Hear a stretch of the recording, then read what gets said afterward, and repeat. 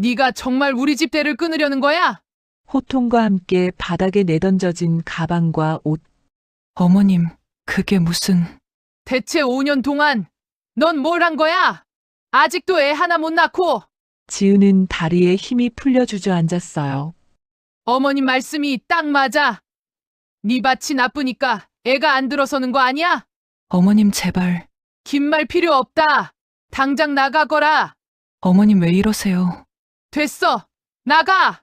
지금껏 싫은 소리 한 번 안 하시던 시어머니가 이렇게 모질게 내쫓을 줄이야.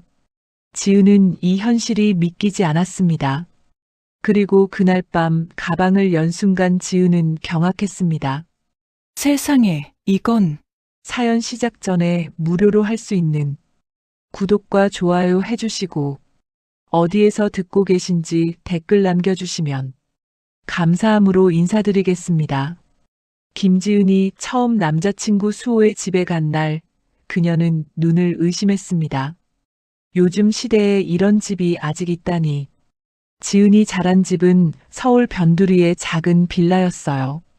아버지는 지은이 10살 때 돌아가셨고 어머니는 돌아가시기 전까지 동네 식당에서 설거지와 홀 서빙을 하며 딸을 키웠죠. 좁은 집이었지만 어머니의 따뜻한 손길이 있었고 그것만으로도 충분했습니다. 그런 지은에게 수호의 집은 다른 세상이었어요. 대문부터 달랐습니다. 시커먼 기와를 얹은 대문은 높고 육중했고 문고리는 노쇠로 만들어져 있었어요. 대문을 들어서자 넓은 마당이 펼쳐졌고 마당 한쪽에는 장독대가 20개도 넘게 줄지어 서 있었습니다. 와! 지은은 저도 모르게 감탄사를 흘렸어요. 안채는 전통 한옥이었습니다. 검은 기와의 하얀 벽, 정갈하게 다듬어진 나무 기둥이 위엄 있게 서 있었죠. 마당에는 제사상에 올릴 과일나무들이 자라고 있었고 한쪽에는 우물까지 있었어요. 수호가 웃으며 말했습니다. 놀랐지? 우리 집은 좀 오래됐어. 오래된 정도가 아니라 마치 민속촌에 온 것 같았죠. 동네 사람들은 이 집을 종가댁이라 불렀습니다.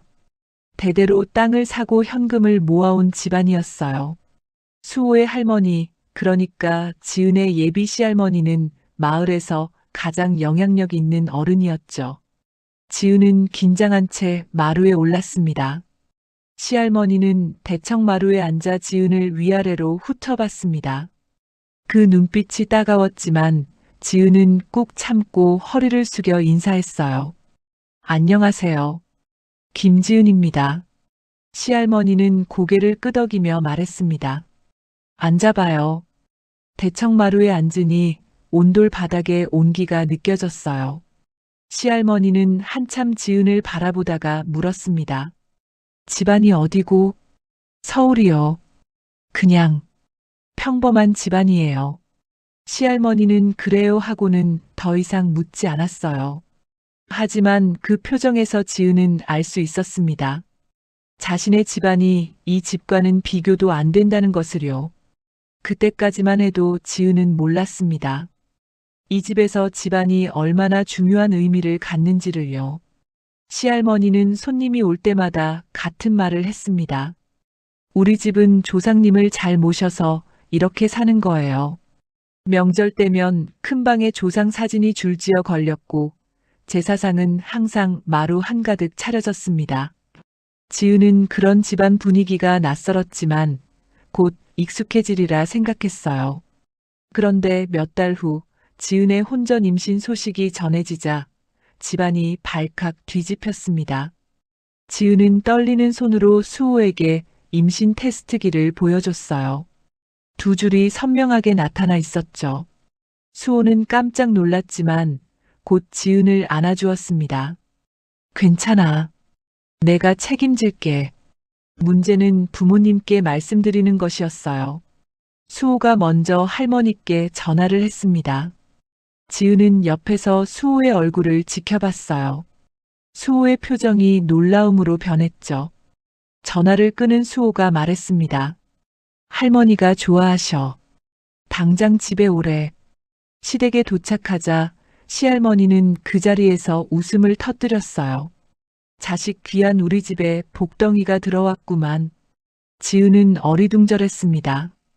혼전 임신인데 화를 내지 않다니요. 시할머니가 설명했습니다. 우리 집안이 대대로 자식 하나씩만 낳았어요. 아들 낳기가 얼마나 힘든 줄 아나? 우리 수호가 좋은 씨를 뿌렸으니 귀한 손주를 낳을 거야. 그 말을 들으며 지은은 가슴 한쪽이 서늘해졌어요. 하지만 그 불안함을 애써 무시했죠. 결혼식 날 피로 연장은 하객들로 가득 찼습니다. 시댁 친척들이 지은의 자리로 몰려왔어요. 그들은 지은의 배를 쓰다듬으며 축하한다고 말했지만 지은은 그 손길이 불편했습니다. 마치 자신이 아니라 뱃속의 아이만 환영받는 것 같았죠. 시할머니는 예식이 끝나자마자 지은의 손을 꽉 잡았습니다. 지은아, 너 하나로 우리 집 대가 이어지는 거야. 아들만 낳으면 넌 이 집 공신이다. 지은은 웃으며 고개를 끄덕였지만 가슴 한쪽이 답답했습니다. 아들만 낳으면이라니. 신혼집은 시댁 안채 옆 작은 별채였어요. 남편 수호는 다정했습니다. 출근할 때 지은의 볼에 뽀뽀를 하고 퇴근하면 꼭 안아주었죠. 하지만 집안의 모든 결정은 시할머니가 내렸습니다. 무엇을 먹을지, 언제 병원에 갈지, 심지어 어떤 옷을 입을지까지도요. 지은은 이상하다고 느꼈지만 참았습니다. 다들 이렇게 사는 걸까? 시어머니 영선은 말이 적은 분이었습니다. 지은이 입덧으로 고생할 때 영선은 새벽같이 일어나 죽을 끓였어요. 따뜻한 호박죽을 방문 앞에 놓고는 말없이 돌아서곤 했죠. 지은이 고맙다고 인사하면 영선은 그저 고개만 끄덕일 뿐이었습니다. 어느 날 저녁 지은이 주방에서 설거지를 하고 있을 때였습니다. 영선이 조용히 다가와 지은의 손을 잡았어요. 아무 말 없이 그저 꼭 잡아주기만 했죠. 지은은 그 손길이 따뜻하게 느껴졌습니다. 무슨 의미인지는 알 수 없었지만요. 임신 3달이 지나자 지은의 배가 조금씩 나오기 시작했습니다. 시댁 식구들은 모두 기뻐했습니다. 특히 시할머니는 배를 보며 흐뭇해했죠. 우리 증손자가 튼튼하게 자라고 있구만. 지은은 그 말을 들으며 생각했습니다. 나는 이 집에서 아이 때문에 존재하는 사람이구나. 그때만 해도 지은은 그게 사랑이라고 착각했어요. 자신이 소중해서가 아니라 뱃속의 아이가 소중해서 챙겨주는 거라는 걸 미처 깨닫지 못했죠. 어느 날 새벽이었습니다. 지은은 갑자기 아랫배가 아파 잠에서 깼습니다. 화장실에 가려고 일어서는데 다리 사이로 무언가 축축한 느낌이 들었죠. 전등을 켜고 내려다본 이불에는 선명한 핏자국이 있었습니다. 지은은 비명을 삼키며 남편을 깨웠어요. 여보, 피가 나요. 수호는 화들짝 놀라 일어났습니다. 그는 부모님 방으로 달려가 문을 두드렸고 곧 집안이 난리가 났어요. 시할머니는 급히 옷을 입으며 소리쳤습니다. 얼른 병원 가. 우리 증손자 잃으면 안 돼. 새벽 응급실로 달려가는 차 안에서 지은은 배를 감싸며 기도했어요. 제발, 제발 괜찮게 해주세요. 하지만 지은의 기도는 하늘에 닿지 않았습니다. 병원 응급실 복도는 하얗고 차가웠습니다. 지은은 수술복을 입고 침대에 누워 있었어요. 의사는 초음파 기계를 지은의 배에 대고 이리저리 움직였죠. 화면을 보던 의사의 표정이 굳어졌습니다. 죄송합니다. 아기의 심장이 뛰지 않습니다. 그 말을 듣는 순간 지은의 귀가 멍해졌습니다. 뭐라고요? 의사는 안타까운 표정으로 말을 이었어요. 유산입니다. 곧 수술 준비하겠습니다. 지은은 고개를 돌려 남편을 봤습니다. 수호는 창밖만 바라보고 있었어요. 그의 얼굴에는 아무런 표정도 없었죠. 지은은 떨리는 손으로 수호의 옷자락을 잡았습니다. 여보, 하지만 수호는 대답하지 않았어요. 수술은 1시간 만에 끝났습니다. 마취에서 깨어난 지은은 병실 천장만 멍하니 바라봤어요. 아랫배가 묵직하게 아팠지만 그것보다 더 아픈 건 가슴이었습니다. 텅 빈 배를 쓸어내리는 손이 떨렸죠. 병실 문이 열리더니 담당 의사가 들어왔습니다. 산모는 아무 이상 없습니다. 몸조리만 잘하시면 곧 회복하실 겁니다. 의사는 그렇게 말하고 나갔어요. 하지만 아무도 지은을 위로하지 않았습니다. 수호는 여전히 창밖만 보고 있을 뿐 아무런 말도 하지 않았죠. 한참 후 병실 문이 벌컥 열렸어요. 시할머니가 들어왔습니다. 그 얼굴에는 안타까움 대신 차가운 실망이 가득했습니다. 의사가 뭐래? 지은은 겨우 입을 열었습니다. 제 몸은 괜찮다고 하셨어요. 시할머니는 코웃음을 쳤어요. 밭이 나쁘면 씨가 아무리 좋아도 떨어지는 법이지. 지은은 그 말에 가슴이 철렁 내려앉았습니다. 시할머니는 계속 말을 이었어요. 애미가 몸을 조신이 안 해서 부정 탄 거야. 우리 증손자를. 목소리에 원망이 가득했습니다.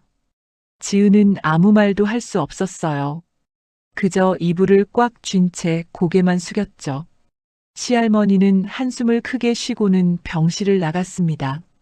병실에는 다시 무거운 침묵만 흘렀죠. 다음 날 아침 지은은 퇴원했습니다. 집으로 돌아오는 차 안에서도 아무도 말이 없었습니다. 지은은 창밖을 보며 눈물을 참았어요. 집에 도착하자 시어머니 영선이 나왔어요. 들어가서 쉬어. 영선은 그 말만 하고는 방으로 들어갔어요. 지은은 별채로 돌아가 침대에 누웠습니다. 한참 후 문 밖에 보온병이 놓여 있었습니다. 뚜껑을 열어보니 따뜻한 미역국이 담겨 있었죠. 지은은 미역국을 한 숟가락 떠 입에 넣었습니다. 맛은 좋았지만 목으로 넘어가지 않았어요. 지은은 숟가락을 내려놓고 고개를 떨구었습니다. 어머님은 왜 아무 말씀도 안 하시는 걸까? 그때 창문 너머로 영선의 뒷모습이 보였어요. 영선은 안채로 걸어가고 있었는데 어깨가 작게 떨리고 있었습니다. 지은은 그 모습을 보며 가슴이 더 아팠습니다. 어머님도 우시는 건가? 하지만 영선은 단 한마디 위로도 건네지 않았죠. 그 침묵이 지은에게는 가장 아프게 느껴졌습니다. 일주일 후, 지은은 몸조리를 하며 별채에만 있었습니다. 가끔 안채에서 시댁 식구들의 목소리가 들렸지만 아무도 지은을 찾아오지 않았어요. 어느 날 저녁 수호가 퇴근하고 돌아왔습니다. 지은은 조심스럽게 물었습니다. 여보, 우리 괜찮은 거 맞죠? 수호는 옷을 벗으며 차갑게 대답했어요. 뭐가? 너 유산한 거? 지은은 그 말에 얼어붙었습니다. 너 유산한 거요? 우리 아이가 떠나간 것을 오롯이 지은의 유산으로만 말하는 것처럼 들렸어요. 수호는 지은을 똑바로 쳐다봤습니다. 의사가 내 몸은 괜찮다고 했잖아. 그럼 내가 뭔가 잘못한 거 아니야? 저는 조심했어요. 정말로. 조심했으면 이런 일이 생겼겠어? 수호의 목소리에는 짜증이 섞여 있었습니다. 지은은 가슴이 무너져 내리는 것 같았습니다. 미안해요. 제가 잘못했어요. 지은은 죄인처럼 고개를 숙인 채 사과했어요. 수호는 더 이상 아무 말도 하지 않고 거실로 나가버렸습니다. 그날 밤부터 수호는 밤늦게 귀가하기 시작했습니다. 10시, 11시, 심지어 12시가 넘어서 들어올 때도 있었어요. 술 냄새를 풍기며 들어와서는 씻지도 않고 그냥 잠들어 버렸죠. 지은은 물었습니다. 이렇게 늦게까지 어디 있었어요? 회식. 집에 있으면 답답해서. 수호는 그렇게 말하고는 등을 돌렸습니다. 지은은 그 등을 바라보며 깨달았습니다. 남편도 자신과 같은 공간에 있는 게 불편하다는 것을요. 보름이 지났을 때였습니다. 지은은 몸이 어느 정도 회복되어 안채 부엌 일을 거들기 시작했습니다. 아침 일찍 일어나 청소를 하고 밥상을 차렸죠. 하지만 시댁의 분위기는 달라져 있었습니다. 전에는 노크를 하고 들어오던 시할머니가 이제는 별채 문을 그냥 열고 들어왔습니다. 지은이 깜짝 놀라 일어서면 시할머니는 방 안을 둘러보고는 나가곤 했죠. 문, 좀 두드려 주시면 안 될까요? 지은이 조심스럽게 말했지만 시할머니는 코웃음만 쳤습니다. 우리 집인데 내가 왜 노크를 해? 지은은 아무 말도 할 수 없었습니다. 어느 날 저녁 지은이 설거지를 하고 있을 때였습니다. 시할머니가 부엌으로 들어와 말했어요. 지은아. 네, 할머님. 시할머니는 팔짱을 끼고 지은을 내려다봤습니다. 우리 집은 대가 중요한 집안이야. 손이 귀한 집인데 대가 끊기면 안 되니까 내가 더 노력해야 돼. 네. 몸보신 잘하고 병원도 제때 다녀. 알았지? 네, 할머님. 시할머니는 그렇게 말하고 나갔습니다. 지은은 설거지통을 붙잡고 고개를 떨구었습니다. 그날 밤 지은은 또 혼자 울었어요. 며칠 후 영선이 별채로 왔습니다. 손에는 밥과 반찬이 담긴 그릇을 들고 있었습니다. 영선은 그것을 식탁에 놓고는 말없이 돌아서려 했습니다. 어머님, 지은이 불렀습니다. 영선이 멈춰섰습니다. 제가 뭘 잘못한 걸까요? 영선은 대답하지 않았습니다. 그저 등을 보인 채 서 있을 뿐이었죠. 한참 후 영선이 작은 목소리로 말했습니다. 잘 챙겨 먹어. 그리고는 서둘러 나가버렸습니다.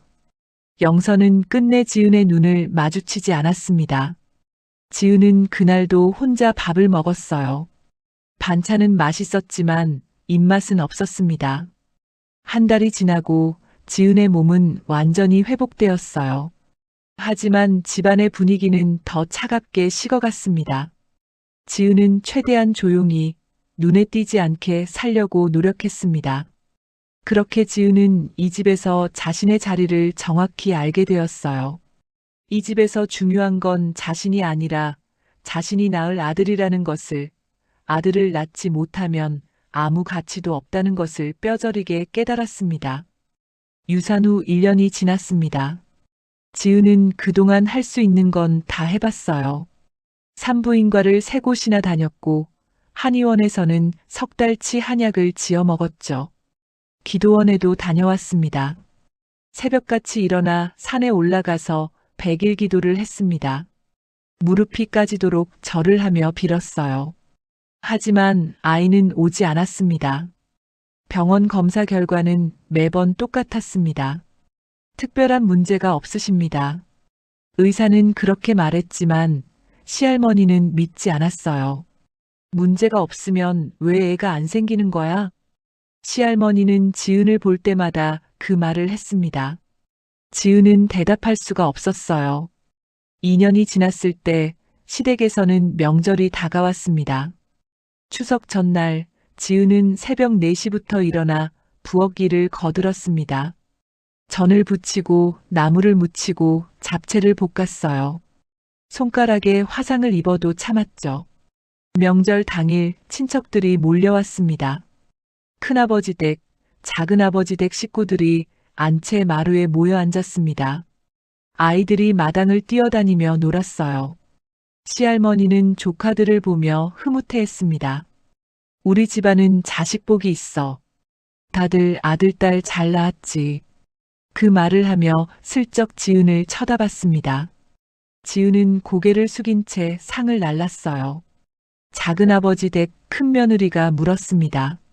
수혼에는 아직 소식 없어? 순간 식탁이 조용해졌습니다.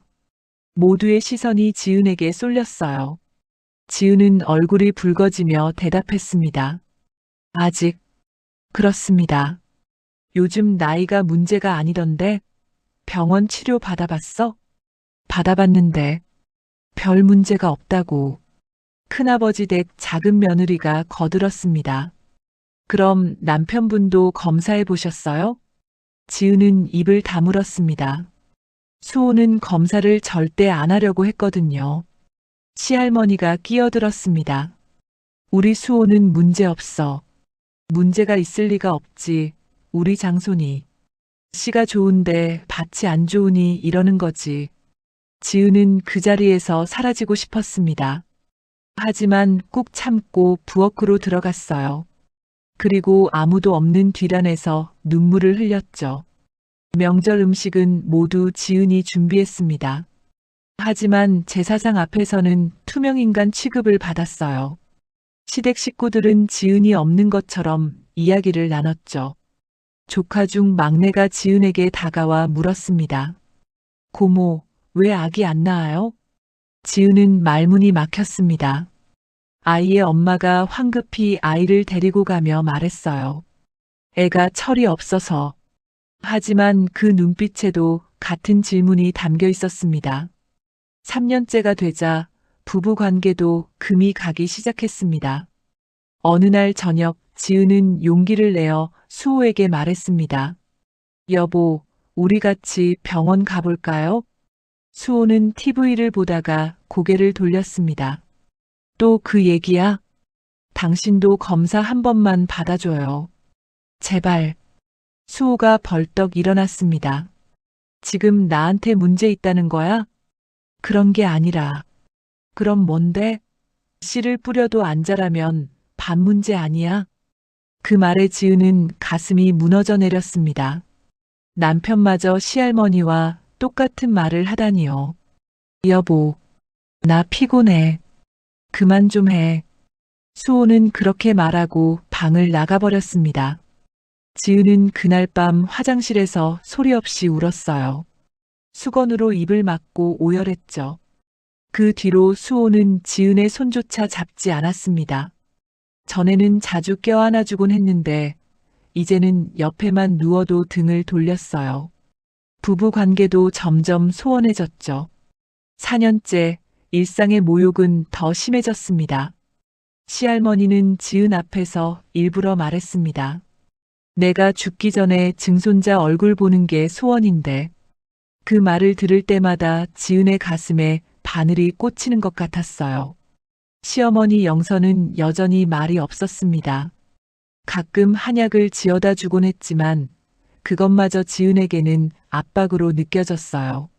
저도 노력하고 있는데. 어느 날 영선이 또 한약을 들고 왔습니다. 이거 먹어봐. 지은은 그 봉지를 받아들며 물었습니다. 어머님, 제가 뭘 더 해야 할까요? 영선은 대답하지 않았습니다. 그저 한숨만 쉬고 나갔어요. 지은은 한약 봉지를 쥔 채 주저앉았죠. 5년째 되던 봄이었습니다. 지은은 우연히 안채 마루를 지나가다가 발걸음을 멈췄습니다.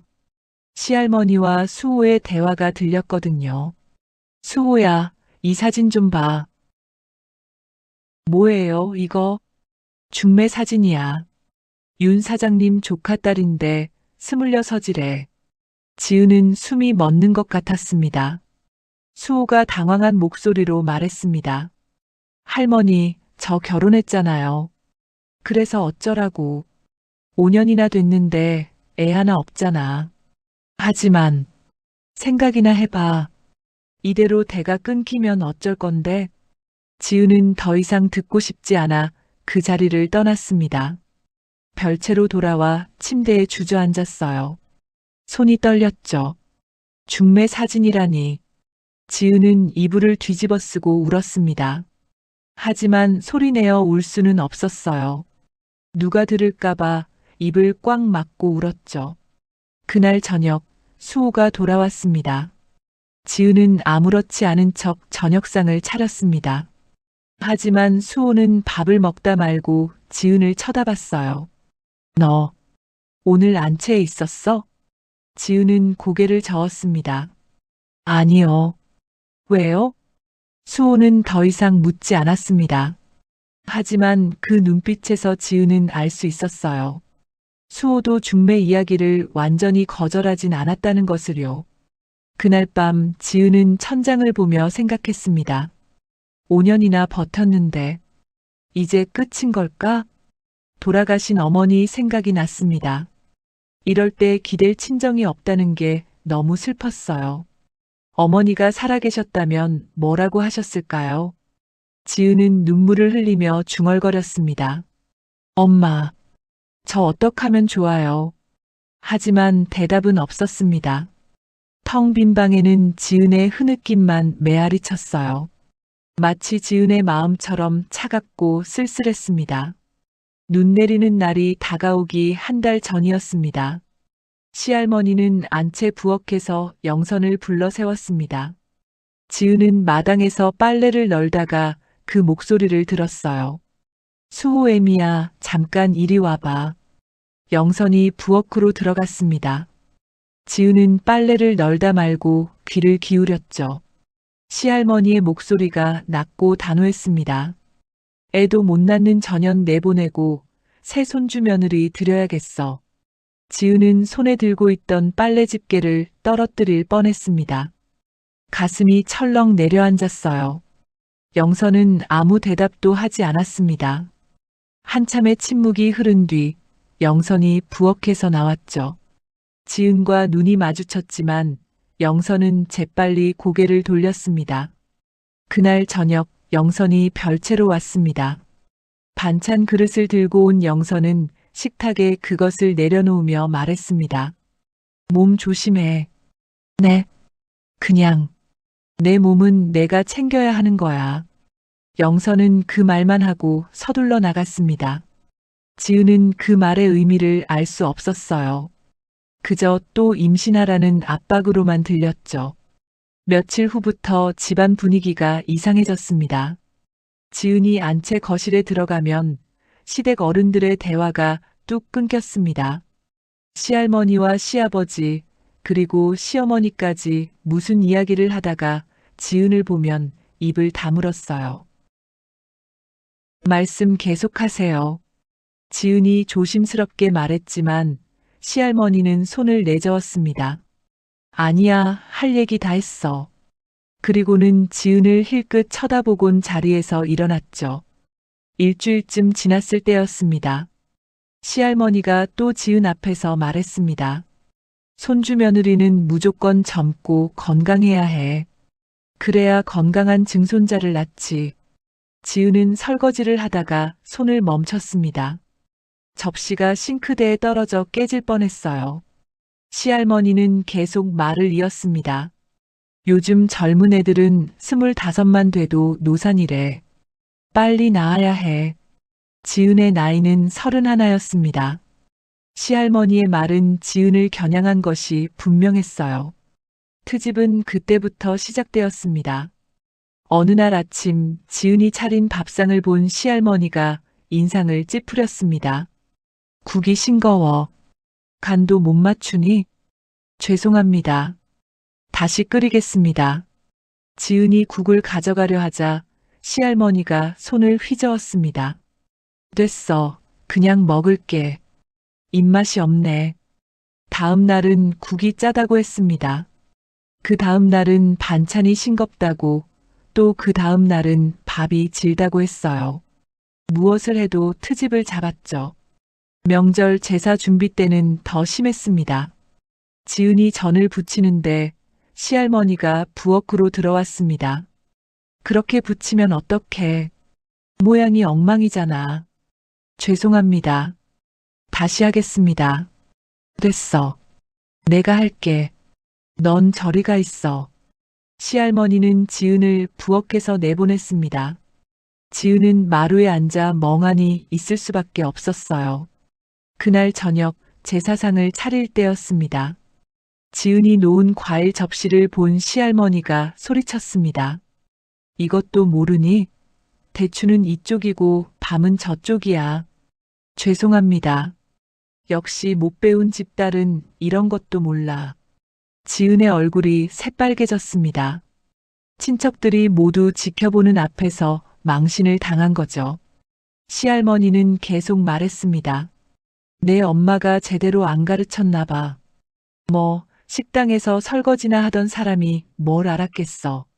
그 말에 지은의 눈시울이 붉어졌습니다. 돌아가신 어머니를 욕하는 말을 듣는 게 가장 힘들었어요. 하지만 지은은 참았습니다. 고개를 숙이고 꾹 참았죠. 그날 밤 지은은 별채에 혼자 앉아 있었습니다. 어머니 사진을 꺼내 들었습니다. 낡은 사진 속 어머니는 환하게 웃고 계셨어요. 지은이 고등학교 졸업식 때 찍은 사진이었죠. 엄마, 미안해요. 엄마가 그렇게 애써 키운 딸이 이 모양이에요. 지은은 사진을 가슴에 안고 울었습니다. 어머니는 손이 부르트도록 일하며 지은을 대학까지 보냈습니다. 그런 어머니를 욕하는 말을 듣고도 아무 말 못하는 자신이 한심했어요. 한 달이 더 지났습니다. 지은은 최대한 조용히 눈에 띄지 않게 살려고 노력했습니다. 새벽 4시에 일어나 마당을 쓸고 밥을 짓고 빨래를 했어요. 시댁 어른들이 일어나기 전에 모든 일을 끝내려 했죠. 하지만 소용없었습니다. 수호마저 지은을 피하기 시작했습니다. 지은이 말을 걸면 짜증을 냈어요. 여보, 오늘 저녁 뭐 먹고 싶어요? 아무거나. 주말에 영화라도 볼까요? 바빠. 당신 요즘 너무 늦게 들어와요. 무슨 일 있어요? 그러자 수호가 화를 냈습니다. 나 좀 그만 신경 쓰고 할머니 기분 좀 맞춰드려. 집안 어른이시잖아.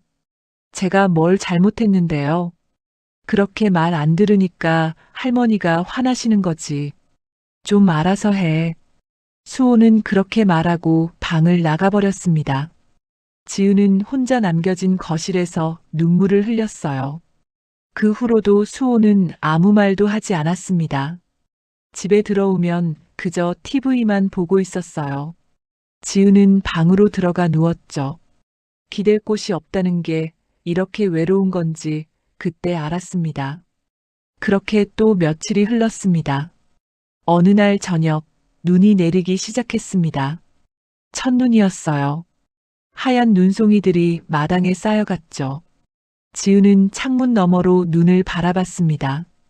예전 같았으면 예쁘다고 생각했을 텐데 이제는 그저 차갑게만 느껴졌어요. 저녁 6시쯤 지은은 안채에서 저녁 준비를 도왔습니다. 시할머니는 지은이 썬 무나물을 보더니 혀를 찼습니다. 이것도 제대로 못 썰어? 너무 굵잖아. 다시 썰겠습니다. 아니, 됐어. 내가 다시 할게. 손님도 오시는데 제대로 된 음식을 내야지. 지은은 칼을 내려놓았습니다. 손님이라니 누가 오신다는 걸까요? 시할머니가 영선에게 말했습니다. 윤 사장님 댁에서 오신대. 저녁 제대로 차려야 해. 윤 사장님이라는 말에 지은은 가슴이 덜컥했습니다. 예전에 중매 사진을 보여줬다던 그 윤 사장님일까요? 그때 안채에서 시할머니의 목소리가 들렸습니다. 수호애미야, 이리 와봐. 영선이 안방으로 들어갔습니다. 지은은 별채 창문으로 그쪽을 바라봤어요. 안방 불이 켜져 있었고 시할머니와 영선의 그림자가 보였죠. 두 사람은 한참 동안 이야기를 나눴습니다. 지은은 가슴이 불안해졌어요. 무슨 얘기를 저렇게 오래 하시는 걸까? 1시간쯤 지나서 영선이 안방에서 나왔습니다. 영선의 얼굴은 창백했어요. 영선은 마당을 가로질러 별채 쪽으로 걸어왔죠. 지은은 재빨리 침대에 누웠습니다. 자는 척했어요. 영선이 별채 문을 살짝 열고 안을 들여다봤습니다. 지은이 자고 있는 걸 확인하고는 조용히 문을 닫았어요. 하지만 지은은 자지 않았습니다. 눈을 감은 채 귀를 기울였죠. 영선의 발소리가 멀어지는 게 들렸습니다. 지은은 눈을 떴습니다. 천장을 바라보며 생각했어요. 내일은 또 무슨 일이 생길까? 밖에서는 눈이 계속 내렸습니다. 점점 더 많이, 점점 더 차갑게 내렸죠. 지은은 그날 밤 잠을 이룰 수 없었습니다. 불안감이 온몸을 휘감았어요. 무언가 큰일이 일어날 것 같은 예감이 들었죠. 창밖에 눈은 밤새도록 내렸습니다. 마당에, 지붕에, 나무 위에 하얗게 쌓여갔어요. 마치 모든 것을 덮어버리려는 것처럼요. 지은은 이불을 끌어당겨 몸을 감쌌습니다. 하지만 추위는 가시지 않았어요. 몸이 아니라 마음이 추웠죠. 새벽 2시쯤 지은은 가까스로 잠이 들었습니다. 하지만 편안한 잠은 아니었어요. 악몽 속에서 계속 누군가에게 쫓기는 꿈을 꿨죠. 그 예감은 틀리지 않았습니다. 다음 날 지은의 인생이 완전히 뒤바뀌는 일이 벌어졌으니까요. 다음 날 아침 지은은 평소보다 일찍 일어났습니다. 새벽 3시 반이었어요. 잠을 설쳐서인지 머리가 무거웠지만 지은은 일어나 옷을 입었죠. 창밖을 보니 눈이 그쳤습니다. 마당에는 하얀 눈이 수북이 쌓여 있었어요. 지은은 안채로 가서 마당을 쓸기 시작했습니다. 빗자루로 눈을 쓸어내며 한쪽에 모았어요. 차가운 새벽 공기가 폐를 찔렀지만 계속 움직였죠. 땀이 날 때쯤 마당 청소가 끝났습니다. 부엌에 들어가 아침 준비를 시작했습니다. 밥을 짓고 국을 끓이고 반찬을 꺼내 그릇에 담았어요. 손놀림이 빨랐지만 마음은 무거웠죠. 어젯밤의 불안감이 아직도 가시지 않았습니다. 6시쯤 시할머니가 일어났습니다. 지은은 인사를 했습니다. 안녕히 주무셨습니까? 시할머니는 대답 없이 마루로 나왔습니다. 그리고 마당을 내려다보더니 지은을 빤히 쳐다봤어요. 그 눈빛이 평소와 달랐습니다. 더 차갑고 더 날카로웠죠. 지은은 가슴이 철렁했습니다. 아침상 차리겠습니다. 시할머니는 고개만 끄덕이고 안방으로 들어갔습니다. 지은은 떨리는 손으로 상을 차렸어요. 7시 시댁 식구들이 모두 모여 아침을 먹었습니다. 아무도 말이 없었습니다. 숟가락 소리만 조용히 울렸어요. 지은은 밥을 먹는 척했지만 목으로 넘어가지 않았죠. 시할머니가 갑자기 말했습니다. 수호애미는 밥 먹고 나랑 얘기 좀 하자. 영선이 고개를 들었습니다. 네, 어머님. 영선의 목소리가 떨렸습니다. 지은은 영선을 쳐다봤지만 영선은 시선을 피했어요. 아침을 마친 후 시할머니와 영선은 안방으로 들어갔습니다. 지은은 설거지를 하면서 귀를 기울였습니다. 하지만 방문이 두꺼워서 말소리는 들리지 않았어요. 1시간쯤 지났을 때 영선이 안방에서 나왔죠. 영선의 얼굴은 더 창백해져 있었습니다. 영선은 마당으로 나가 눈 쌓인 장독대 쪽으로 걸어갔어요. 거기 서서 한참을 하늘을 바라봤죠. 지은은 부엌 창문으로 그 모습을 지켜봤습니다. 어머님이 왜 저러실까? 10시쯤 시할머니가 안방에서 나왔습니다. 지은은 마루를 걸레질하고 있었어요. 시할머니가 지나가며 차갑게 말했습니다. 오늘은 점심 안 먹을 거야. 넌 내 방에 가 있어. 네. 지은은 걸레를 빨고 별채로 돌아갔습니다. 방문을 닫고 앉았는데 가슴이 계속 두근거렸어요. 무슨 일이 벌어지는 거지? 1시간쯤 지났을 때였습니다. 별채 문이 벌컥 열렸습니다. 영선이었어요. 평소의 조용한 모습이 아니었습니다. 얼굴이 굳어 있었고 숨을 가쁘게 쉬고 있었죠. 어머님? 영선이 지은을 불러 세웠습니다. 일어나. 지은은 놀라서 벌떡 일어났습니다. 영선의 목소리가 평소와 달랐어요. 떨리면서도 강했죠. 어머님 무슨 얘기 좀 하게 밖으로 나와. 영선은 지은의 대답을 기다리지 않고 밖으로 나갔습니다. 지은은 황급히 따라 나갔어요. 마당 한가운데 영선이 지은을 향해 돌아섰습니다. 안방 창문으로 시할머니가 지켜보고 있었습니다. 지은은 그걸 보고 온몸이 얼어붙었어요. 영선이 입을 열었습니다. 김지은. 네. 내가 정말 우리 집대를 끊으려는 거냐? 그 말에 지은은 눈이 휘둥그레졌습니다. 어머님, 그게 무슨... 영선의 목소리가 커졌습니다.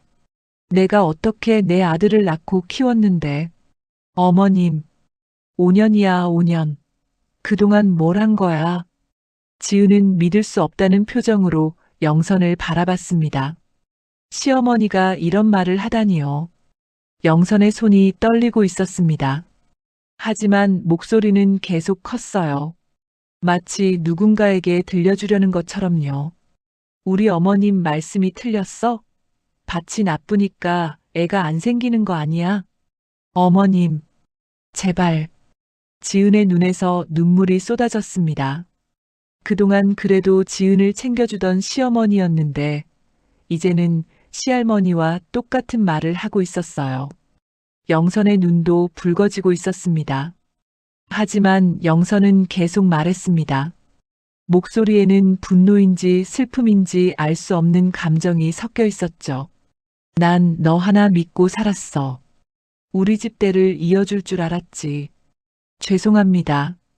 죄송합니다. 지은은 무릎이 꺾여 주저앉을 것 같았습니다. 하지만 간신히 버텼어요. 영선이 한 발짝 다가왔습니다. 그 눈빛을 보는 순간 지은은 이상한 느낌을 받았습니다. 영선의 눈에 미안함이 가득했거든요. 하지만 목소리는 냉정했죠. 긴 말 필요 없다. 영선은 고개를 돌려 안방을 쳐다봤습니다. 시할머니가 여전히 창문 너머로 지켜보고 있었어요. 영선이 다시 지은을 향해 돌아섰습니다. 당장 나가라. 어머님, 여기서 나가. 영선은 별채로 달려가더니 빨간 보스턴백 하나를 들고 나왔습니다. 그리고 지은의 점퍼도 함께요. 영선은 그것들을 마당으로 던졌어요. 보스턴백이 눈 위에 떨어지며 소리를 냈습니다. 다신 돌아올 생각하지 마라. 영선의 목소리가 갈라졌습니다. 하지만 계속 큰 소리로 말했어요. 지은은 떨리는 손으로 입을 막았습니다. 어머님, 제발, 한 번만. 됐어. 나가. 영선이 소리쳤습니다. 그 순간 영선의 어깨도 떨리고 있었어요. 지은은 무너졌습니다. 눈 위에 무릎을 꿇고 엎드려 울었습니다. 눈물이 눈 위에 떨어져 작은 구멍을 만들었죠. 제발, 제발요. 하지만 영선은 돌아서 버렸습니다. 안채 쪽으로 걸어가는 영선의 뒷모습이 흔들렸어요. 영선은 마루에 올라서더니 안방으로 들어가 버렸죠. 지은은 혼자 마당에 남겨졌습니다. 하얀 눈 위에 빨간 보스턴백과 검은 점퍼가 놓여 있었어요. 지은은 한참을 그렇게 무릎 꿇은 채 있었죠. 별채 쪽에서 인기척이 들렸습니다. 지은은 고개를 들어 그쪽을 봤어요. 혹시 수호가 나오는 건 아닐까 기대했죠. 하지만 아무도 나오지 않았습니다. 수호는 방문도 열지 않았어요. 그저 커튼만 살짝 움직였을 뿐이었죠. 지은은 그것을 보고 마지막 희망마저 꺾였습니다. 안방 창문으로 시할머니가 보였습니다. 만족스러운 표정으로 고개를 끄덕이고 있었어요. 그리고 커튼을 닫아버렸죠. 지은은 비틀거리며 일어났습니다. 보스턴백을 들고 점퍼를 주워 입었어요. 손이 너무 떨려서 지퍼를 올리기가 힘들었죠. 마지막으로 집을 돌아봤습니다. 5년을 산 집이었습니다. 지옥 같았지만 그래도 집이었어요. 이제는 돌아올 수 없는 곳이 되어버렸죠. 지은은 대문을 향해 걸었습니다. 걸음을 옮길 때마다 눈이 발목까지 빠졌어요. 차가운 눈이 신발 안으로 들어왔지만 지은은 느끼지 못했죠. 온몸이 이미 얼어붙어 있었으니까요. 대문 앞에서 한 번 더 뒤를 돌아봤습니다. 안채 창문 하나가 열려 있었습니다. 영선이 거기 서 있었어요. 지은과 눈이 마주쳤죠. 영선의 눈에는 눈물이 가득했습니다. 미안함과 절박함이 동시에 담긴 눈빛이었어요. 영선의 입술이 움직였지만 소리는 들리지 않았죠. 하지만 지은은 알 수 있었습니다. 미안해. 영선이 그렇게 말하고 있다는 것을요. 하지만 지은은 그 의미를 이해할 수 없었습니다. 왜 미안하다고 하는지, 왜 눈물을 흘리는지요. 지은은 고개를 돌렸습니다. 그리고 대문을 나섰습니다. 대문이 삐걱거리며 닫혔어요. 지은은 눈 덮인 골목길을 걸었습니다. 뒤돌아보지 않았습니다. 뒤돌아보면 주저앉을 것 같았거든요. 하얀 눈이 다시 내리기 시작했습니다. 하늘에서 차가운 눈송이들이 끝없이 떨어졌어요. 지은의 머리 위에, 어깨 위에, 온몸 위에 쌓여갔죠. 지은은 보스턴백을 꼭 안고 걸었습니다. 어디로 가야 할지 몰랐습니다. 그저 이 집에서 멀리, 최대한 멀리 가고 싶었어요. 마을 어기 버스 정류장에 도착했을 때 지은은 힘이 다 빠졌습니다. 벤치에 주저앉아 보스턴백을 옆에 놓았어요. 그리고 하늘을 올려다봤죠. 눈이 계속 내렸습니다. 하얗고 차갑게 끝없이 내렸습니다. 버스는 한참을 달렸습니다. 지은은 창밖만 바라보며 앉아 있었어요. 눈 덮인 풍경이 스쳐 지나갔지만 눈에 들어오지 않았죠. 머릿속이 텅 비어 있었습니다. 터미널에 도착한 건 오후 2시쯤이었습니다. 지은은 보스턴백을 들고 터미널 밖으로 나왔어요. 어디로 가야 할지 몰랐습니다. 그저 발길 닿는 대로 걸었죠. 터미널 근처에 허름한 모텔들이 줄지어 있었습니다. 지은은 그중 한 곳으로 들어갔어요. 카운터에 있던 주인이 지은을 힐끗 쳐다봤죠. 하루요? 네. 3만 원입니다. 지은은 주머니를 뒤졌습니다. 다행히 지갑은 있었어요. 떨리는 손으로 돈을 꺼내 건넸죠. 방은 3층 끝에 있었습니다. 문을 열고 들어서자 퀴퀴한 냄새가 났어요. 작은 방에는 침대 하나와 낡은 책상, 그리고 작은 창문이 전부였죠. 지은은 보스턴백을 바닥에 내려놓았습니다. 그리고 침대에 털썩 주저앉았어요. 한참을 그렇게 멍하니 앉아 있었죠. 이게 꿈인가? 현실감이 없었습니다. 몇 시간 전까지만 해도 시댁에 있었는데 지금은 낯선 모텔방에 혼자 앉아 있다니요. 핸드폰을 꺼내봤습니다. 혹시 수호에게서 연락이 왔을까 기대했어요. 하지만 화면에는 아무것도 없었죠. 전화도 문자도 단 하나도요. 지은은 핸드폰을 침대에 던졌습니다. 완전히 버려진 거구나. 눈물이 또 쏟아질 것 같았습니다. 하지만 이미 너무 많이 울어서인지 눈물도 나오지 않았어요. 1시간쯤 지났을 때 배에서 꼬르륵 소리가 났습니다. 아침부터 아무것도 먹지 못했다는 걸 그제야 깨달았죠. 하지만 먹고 싶지 않았습니다. 입맛이 없었어요. 지은은 침대에 누웠습니다. 천장에는 누런 얼룩이 군데군데 있었어요. 형광등이 깜빡거렸죠. 지은은 그것을 멍하니 바라봤습니다. 이제 어떻게 해야 하지? 갈 곳이 없었습니다. 친정 식구도 없고 친구들과도 연락을 끊은 지 오래됐어요. 시댁에서 친구들 만나는 걸 좋아하지 않았거든요. 해가 지기 시작했습니다. 방이 점점 어두워졌어요. 지은은 불을 켜지 않고 그대로 누워 있었죠. 밤 8시쯤 배고픔을 더 이상 참을 수 없었습니다. 지은은 일어나 보스턴백을 바라봤어요. 그동안 한 번도 열어보지 않았죠. 열기가 무서웠습니다. 하지만 돈이 필요했습니다. 지은은 보스턴백을 침대 위로 올렸어요. 지퍼를 천천히 내렸죠. 지퍼가 내려가는 소리가 조용한 방에 울렸습니다. 가방이 열렸습니다. 가장 먼저 눈에 들어온 건 현금 뭉치였어요. 10,000원짜리 지폐들이 깔끔하게 정리되어 있었죠. 고무줄로 묶여 있었습니다. 지은은 숨이 막혔습니다. 떨리는 손으로 현금 뭉치를 꺼냈어요.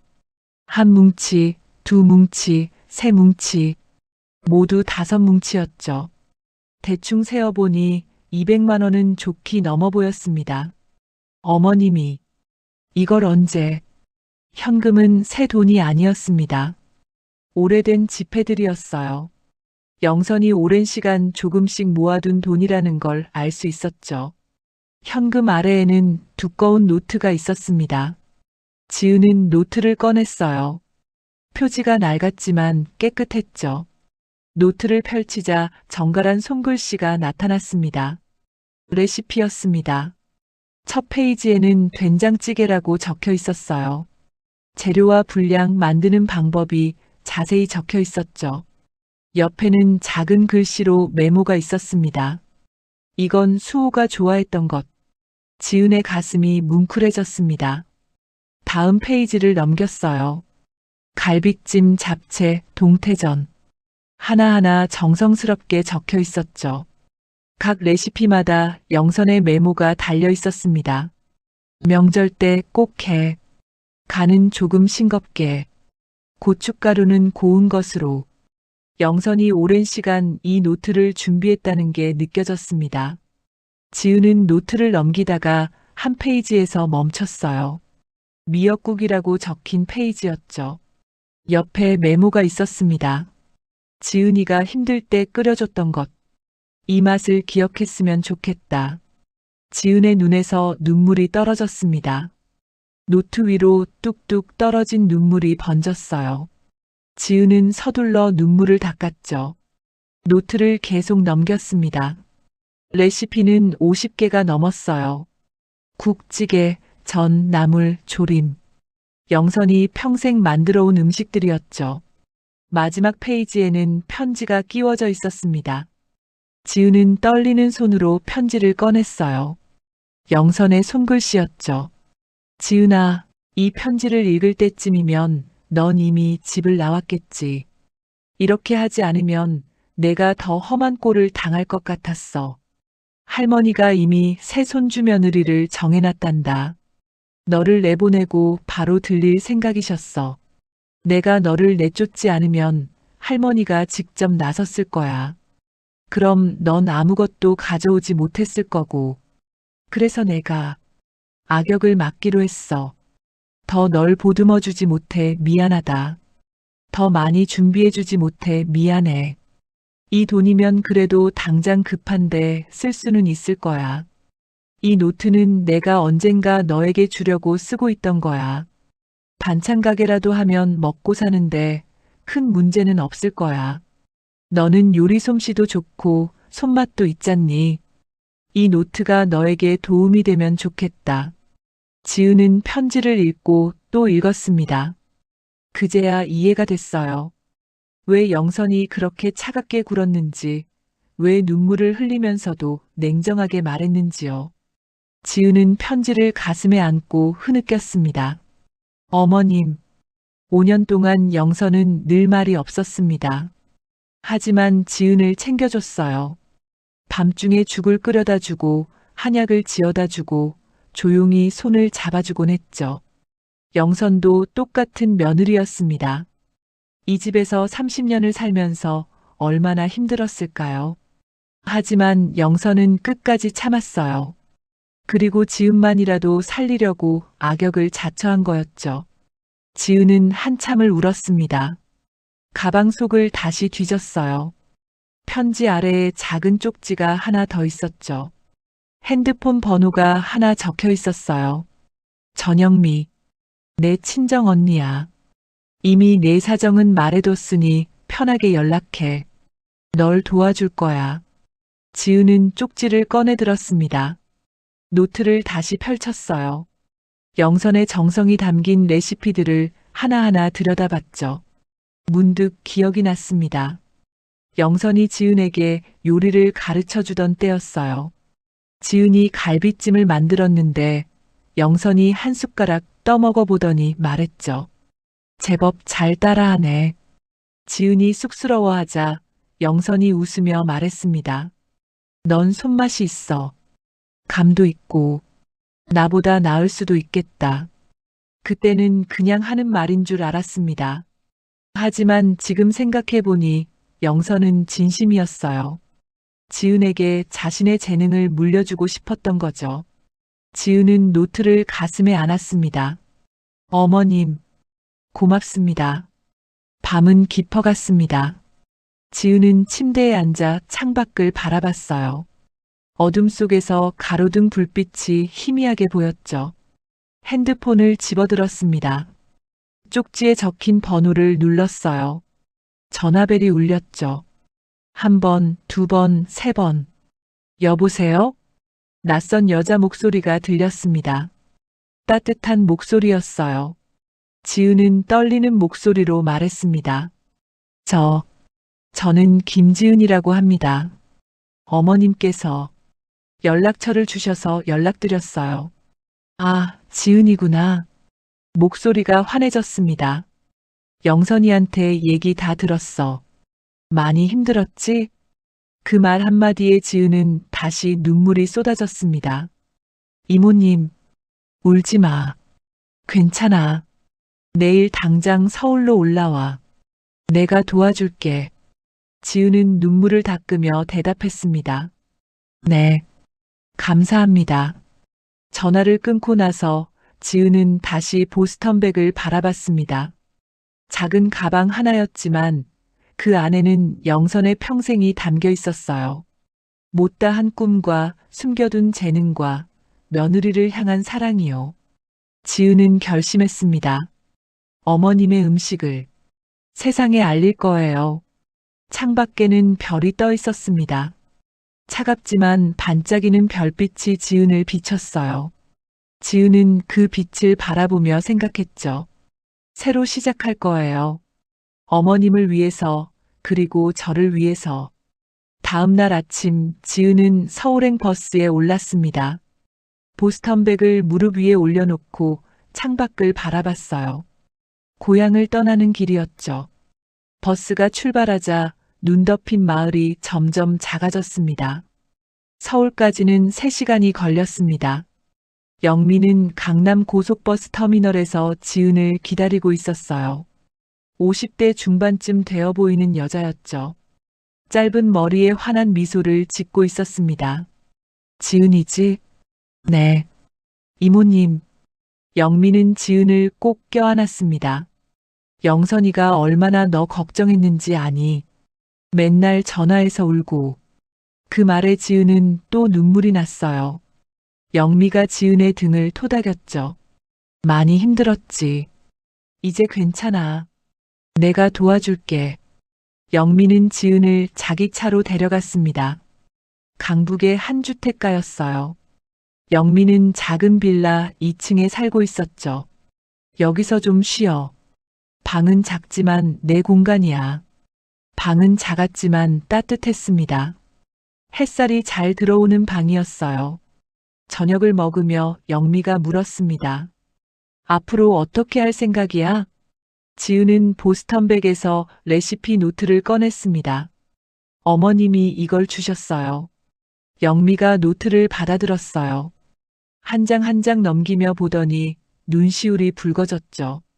영선이가 이걸 준비했구나. 네. 영미는 한참 노트를 보다가 말했습니다. 우리 영선이 꿈이 뭔지 아니? 아니요. 작은 식당을 하는 거였어. 지은은 눈을 크게 떴습니다. 영미가 계속 말했어요. 어렸을 때부터 요리를 좋아했거든. 우리 엄마가 식당을 했는데 영선이는 거기서 늘 요리를 배웠지. 꿈이 자기 식당을 여는 거였어. 그런데 시집을 갔지. 종가댁이라고 좋아했는데 그게 지옥이 될 줄은 몰랐어. 영미의 목소리가 낮아졌습니다. 30년 넘게 갇혀 살았어. 요리는 제사상 차리는 것밖에 못했고 자기 식당은 꿈도 못 꿨지. 지은은 가슴이 아팠습니다. 그래서 제게 이걸 주신 거군요. 그래. 내가 대신 이루어주길 바란 거야. 지은은 노트를 꼭 쥐었어요. 꼭 어머님의 식당을 열고 싶어요. 영미가 환하게 웃었습니다. 그래. 내가 도와줄게. 일주일 후 두 사람은 식당 자리를 알아보러 다녔습니다. 영미의 집 근처 골목에 작은 가게가 하나 나왔어요. 오래된 분식집이었는데 주인이 나이가 들어서 정리한다고 했죠. 여기 어때? 영미가 물었습니다. 지은은 가게 안을 둘러봤어요. 작았지만 깨끗했죠. 테이블 6개 정도 놓을 수 있었습니다. 좋아요. 그런데 돈이, 보증금과 권리금이 문제였어요. 지은에게 당장 돈은 영선이 준 것이 전부였으니까요. 영미는 괜찮다며 그동안 모아온 돈으로 보증금과 권리금을 해결했습니다. 지은이 만류하자 영미는 정 미안하면 내가 바지 사장이라도 하겠다며 웃어넘겼죠. 한 달 동안 지은과 영미는 가게를 정리했어요. 벽을 새로 칠하고 테이블을 닦고 주방을 손봤죠. 영미가 아는 인테리어 기사가 싼 값에 도와줬습니다.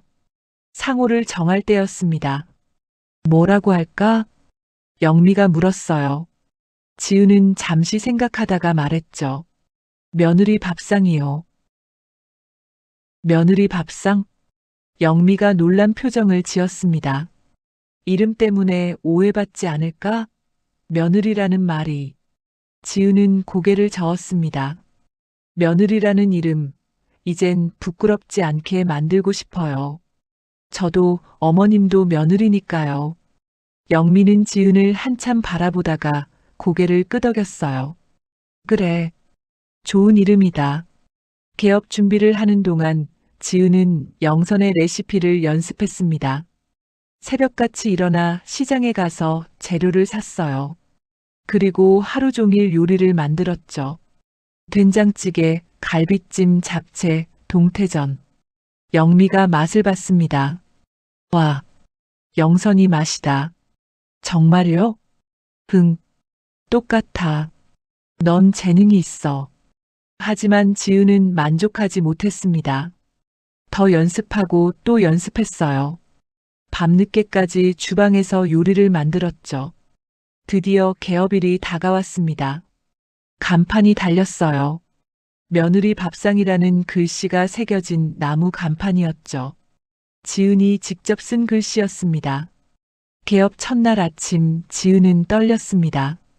문을 열고 손님을 기다렸어요. 하지만 아무도 오지 않았죠. 1시간, 2시간. 텅 빈 식당에 지은만 앉아 있었습니다. 괜찮아. 첫날은 다 그래. 영미가 위로했지만 지은은 불안했어요. 점심시간이 되자 영미가 동네 사람들에게 연락을 돌렸습니다. 새로 식당 열었는데 한번 와봐. 집밥 같은 음식이야. 오후 1시쯤 첫 손님이 들어왔습니다. 영미의 지인이었어요. 60대쯤 되어 보이는 할머니였죠. 어서 오세요. 지은이 반갑게 인사했습니다. 할머니는 메뉴판을 보더니 말했어요. 된장찌개 정식 주세요. 지은은 부엌으로 들어가 요리를 시작했습니다. 손이 떨렸지만 영선의 레시피를 떠올리며 정성껏 만들었어요. 된장찌개에 밥, 나물 반찬, 김치를 곁들여 상을 차렸죠. 할머니가 한 숟가락 떠먹었습니다. 그리고 눈을 크게 떴어요. 이게 어머니 손맛 같네. 네. 옛날에 우리 엄마가 끓여주시던 그 맛이야. 할머니의 눈에 눈물이 고였습니다. 지은도 덩달아 울컥했어요. 할머니는 밥 한 그릇을 깨끗이 비웠습니다. 맛있었어요. 또 올게. 그날 저녁 할머니가 친구 셋을 데리고 왔습니다. 여기 진짜 맛있어. 집밥 같아. 그렇게 입소문이 나기 시작했어요. 일주일 후 점심시간이면 손님들이 줄을 섰습니다. 동네 주민들이었어요. 대부분 50대 이상의 분들이었죠. 사장님, 이 맛이 뭐예요? 집밥 같은데 이상하게 깊어요. 손님들의 칭찬에 지우는 힘이 났습니다. 2달쯤 지났을 때 단골들이 생겼어요. 매일 오시는 할아버지, 일주일에 3번 오시는 할머니들. 그들은 지은에게 말했죠. 사장님 손맛이 정말 특별해요. 다른 집이랑 달라요. 정성이 느껴져요. 블로그에 후기가 올라오기 시작했습니다. 며느리 밥상 진짜 집밥 맛집. 어머니 생각나는 그 맛. 정성 가득한 한 끼. 인터넷에도 사진들이 올라왔어요. 가게 매출이 점점 올랐죠. 석 달째 방송국에서 전화가 왔습니다. 맛집 프로그램인데요. 취재하고 싶습니다. 영미가 신나서 말했습니다. 지은아, 방송 나가자. 하지만 지은은 고개를 저었어요. 아니요. 아직 준비가 안 됐어요. 왜? 손님도 많고 평도 좋은데? 전 아직 얼굴 내밀 준비가 안 됐어요. 지은은 아직 두려웠습니다. 시댁 사람들이 볼까봐요. 영미가 대신 사장으로 나섰습니다. 방송 취재가 왔을 때도 영미가 인터뷰를 했어요. 지은은 주방에서 요리만 했죠. 사장님, 비결이 뭐예요? 기자가 물었습니다. 영미가 웃으며 대답했어요. 정성이죠. 내 식구 먹인다는 마음으로 만들어요. 방송이 나가자 손님이 더 늘었습니다. 주말이면 웨이팅이 생길 정도였어요. 지은과 영미는 아침부터 밤까지 일했죠. 6개월쯤 지났을 때 프랜차이즈 업체에서 연락이 왔습니다. 저희 브랜드로 하시면 어떨까요? 하지만 지은은 거절했습니다. 죄송해요. 생각이 없습니다. 1년이 지나자 2호점 이야기가 나왔습니다.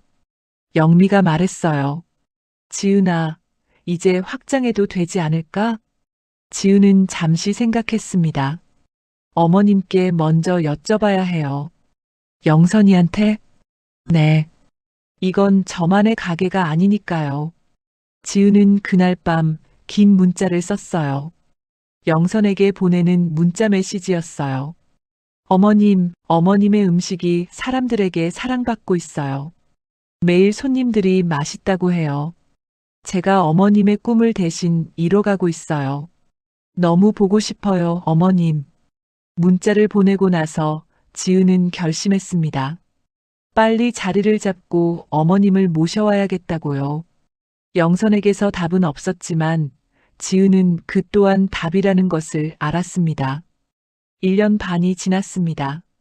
며느리 밥상은 이제 동네에서 가장 유명한 식당이 되었어요.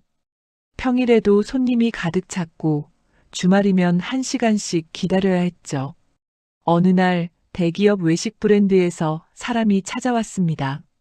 정장을 입은 2 남자가 식당 문을 열고 들어왔어요. 점심시간이 끝난 후였죠. 사장님 계십니까? 영미가 나왔습니다. 네, 저인데요. 프랜차이즈 제안을 드리고 싶어서요. 영미와 지은은 그들을 앉혔습니다. 남자들은 서류를 꺼내 보여줬어요. 전국 30개 매장으로 시작하면 어떨까요? 초기 투자는 저희가 하고 수익은 6대 4로 나누는 겁니다. 영미는 눈이 휘둥그레졌습니다. 하지만 지은은 고개를 저었어요. 죄송합니다. 제안 감사하지만 거절하겠습니다. 왜요? 좋은 조건인데. 이건 어머니 인생이에요. 네. 지은은 차분하게 말했습니다. 이 음식은 제 시어머니께서 평생 숨겨뒀던 재능이에요. 제가 마음대로 팔 수는 없어요. 남자들은 아쉬워하며 돌아갔습니다. 영미가 물었어요. 진짜 괜찮아? 엄청난 기회였는데. 네. 어머님께 먼저 여쭤봐야 해요. 그날 밤 지은은 연락 없는 영선을 떠올렸어요. 5년을 살았던 집이었어요. 지옥 같았지만 한때는 가족이라고 생각했던 사람들이었죠. 누구도 행복할 수 없는 집. 그 집에서 영선은 얼마나 힘든 시간을 견디고 있는 걸까요? 일주일 후 집에 등기후 편물이 배송되었습니다. 뒤늦게야 온 지은과 수호의 이혼 서류였어요. 지은은 서류를 펼쳐봤어요. 수호의 서명이 이미 되어 있었죠. 아무렇지도 않은 듯한 필체였습니다. 지은도 서명을 했습니다. 떨림 없이 담담하게요. 펜을 놓는 순간 5년의 결혼 생활이 끝났습니다. 이미 죽은 관계였으니까. 뒤늦게야 온 서류를 보고 영미가 화들짝 놀랐어요. 세상에, 아직도 이혼을 안 한 상태였어? 네. 그냥 쫓겨났거든요. 지은이 덤덤하게 말했어요. 아, 그 새 손주 며느리가 애 낳을 때 되어가니 그 노인네 마음이 급하셨나 보네. 영미의 말에 지은은 알 수 있었습니다. 자신을 쫓아내자마자 그렇게 노래하던 새 손주 며느리를 들였고 곧 출산이 임박했다는 것을요. 지은은 서류를 봉투에 넣었습니다. 이제 정말 끝이었어요. 그날 밤 지은은 결심했습니다. 이제 영선을 모셔올 때라고요. 다음 날 아침 지은은 고향으로 가는 버스를 탔습니다. 1년 반 만에 가는 고향이었어요. 가슴이 두근거렸죠. 읍내에 도착해서 영선에게 문자를 보냈습니다. 어머님, 저 지은이에요. 만나 뵐 수 있을까요? 한참 후 답장이 왔어요. 3시에 읍내 카페로 나갈게. 지은은 손을 꼭 쥐었습니다. 떨렸어요. 1년 반 만에 보는 얼굴이었죠. 어떤 모습일까, 건강하실까. 3시 정각, 지은은 카페 앞에 서 있었습니다. 문을 열고 들어갔어요. 구석자리에 영선이 앉아 있었죠.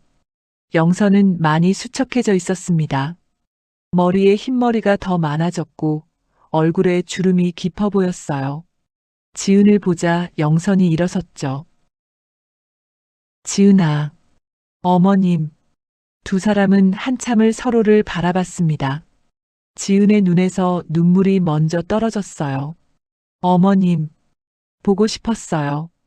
영선도 눈시울이 붉어졌습니다. 너, 잘 지내고 있었구나. 두 사람은 마주 앉았습니다. 지은은 가방에서 사진들을 꺼냈어요. 며느리 밥상 사진, 손님들로 가득 찬 매장, 블로그 후기들을 프린트한 것들이었죠. 어머님 보세요. 영선이 사진들을 하나하나 들여다봤습니다. 손님들의 후기를 읽으며 영선의 손이 떨렸어요. 어머니 손맛 같아요. 평생 먹던 그 맛이에요. 집밥이 그리울 때 가는 곳. 영선의 눈에서 눈물이 떨어졌습니다. 이게 다 내 요리로? 네. 어머님 음식이 사람들에게 사랑받고 있어요. 영선은 사진을 가슴에 안았어요. 한참을 그렇게 있다가 지은의 손을 잡았죠. 내가 이렇게 잘 해내고 있었구나. 어머님 덕분이에요. 어머님이 저를 살려주셨어요. 영선이 고개를 저었습니다. 아니야. 내가 잘한 거야. 두 사람은 손을 꼭 잡고 있었습니다. 한참 후 지은이 말했어요. 어머님, 저랑 서울 가세요. 영선이 놀란 표정을 지었습니다. 뭐라고? 이제 어머님이 당신 인생을 사실 때예요. 저랑 같이 식당 하세요. 하지만 난 어머님 평생 꿈이 식당 하는 거였잖아요. 이제 그 꿈 이루세요. 영선은 입술을 떨었습니다. 집안이 가만 안 둘 텐데 정리하고 나오세요. 어머니도 이혼하시고요. 영선은 창밖을 바라봤어요. 한참을 그렇게 생각하다가 고개를 끄덕였죠. 그래. 나에게 시간을 좀 주렴. 정리할 건 정리하고 가야겠다. 정말요? 응. 내가 이렇게 길을 만들어줬는데 내가 비겁하게 도망가면 안 되지. 지은이 영선의 손을 더 꼭 쥐었습니다. 감사합니다, 어머님. 영선이 지은의 머리를 쓰다듬었어요. 내 음식을 세상에 알려줘서 고마워. 두 사람의 눈에서 눈물이 흘렀습니다. 하지만 이번에는 슬픈 눈물이 아니었어요. 희망의 눈물이었죠. 카페를 나서며 영선이 말했습니다. 한 달만 줘. 정리하고 갈게. 네. 기다릴게요. 지은은 버스 터미널로 돌아왔습니다. 서울로 가는 버스를 기다리며 창밖을 봤어요. 저 멀리 시댁이 있는 마을이 보였죠. 이제 정말 끝이네. 수호와의 이혼도 끝났고 영선도 나오기로 했어요. 이제 새로운 시작이었죠. 버스가 출발했습니다. 지은은 뒤돌아보지 않았어요. 앞만 보고 갔죠. 영선과 함께 만들 미래를 향해서요. 그날 저녁 지은은 식당에서 영미에게 말했습니다. 이모, 어머님이 오신대요. 정말? 네. 한 달 후에요. 영미가 환하게 웃었습니다. 드디어구나. 영선이가 자유를 찾는구나. 지은도 웃었어요. 우리 세 명이서 더 큰 식당 만들어요. 그래. 영선이 이름으로 체인도 내자. 두 사람은 설레는 마음으로 미래를 그렸습니다. 한 달 후, 영선이 또 하나의 자유를 얻을 거예요. 30년 만에 처음으로 자신의 삶을 선택하는 순간이 올 거죠. 지은은 그날을 기다리며 더 열심히 일했습니다. 영선을 위해, 그리고 함께할 미래를 위해서요. 한 달이 흐르는 동안 영선은 조용히 준비했습니다. 아무도 모르게 짐을 정리했어요. 별채 다락방에 숨겨둔 작은 여행 가방에 하나씩 넣어뒀죠. 하지만 가져갈 건 많지 않았습니다. 옷 몇 벌, 속옷, 노트 몇 권. 그게 전부였어요. 영선은 안방 서랍 깊숙이 숨겨둔 노트들을 꺼냈습니다. 평생 모아온 레시피 노트들이었어요. 지은에게 준 것 말고도 더 있었죠. 30년 넘게 적어온 요리 비법들이었습니다. 노트를 쓰다듬으며 영선은 생각했습니다. 이제 이걸 세상에 내놓을 수 있겠구나. 그 노트들을 가방에 조심스럽게 넣었어요. 다른 건 다 버려도 이것만은 가져가야 했죠. 가방을 다락에 다시 숨기고 내려왔습니다. 시할머니는 요즘 들떠 있었습니다. 새 손주 며느리 현주의 배가 점점 불러오고 있었거든요. 6개월이 되어 성별을 확인할 시기였죠. 시할머니는 매일 현주의 배를 쓰다듬으며 말했습니다. 우리 증손자 건강하게 자라거라. 영선은 그 모습을 멀리서 지켜봤습니다. 저 아이도 곧 나처럼 되겠지. 현주는 25살이었어요. 얼굴에 아직 어린 기가 남아 있었죠. 시할머니와 시아버지 말에 네, 네 하며 고개만 끄덕이는 아이였습니다. 영선은 안타까웠지만 어쩔 수 없었어요. 아니야. 난 이제라도 내 인생을 살고 싶어. 어느 날 저녁 영선은 남편 제식을 불렀습니다. 여보, 얘기 좀 해요. 제식은 신문을 보다가 고개를 들었습니다. 영선의 표정이 심상치 않았어요. 무슨 일이야? 영선은 가방에서 서류를 꺼냈습니다. 이혼 서류였어요. 제식의 얼굴이 굳어졌죠. 이게 뭐야? 영선은 침착하게 대답했습니다. 이혼 서류예요. 서명해 주세요. 제식이 벌떡 일어났습니다. 정신 나갔어? 갑자기 이게 무슨 소리야? 나도 내 인생을 살겠어요. 내 인생? 지금까지 뭐하고 산 건데? 영선의 눈빛이 차가워졌습니다. 살아본 적이 없어요. 이 집 며느리로만 살았지. 제식은 어이없다는 표정을 지었어요. 그때 안방 문이 벌컥 열렸죠. 영선의 시어머니인 박순애가 나왔습니다. 무슨 소리가 이렇게 크냐? 영선이 돌아섰습니다. 어머님, 저 이혼하려고 합니다. 박순애의 얼굴이 일그러졌어요. 순간 집안이 폭풍에 휩싸인 것 같았죠. 뭐라고? 박순애가 소리쳤습니다.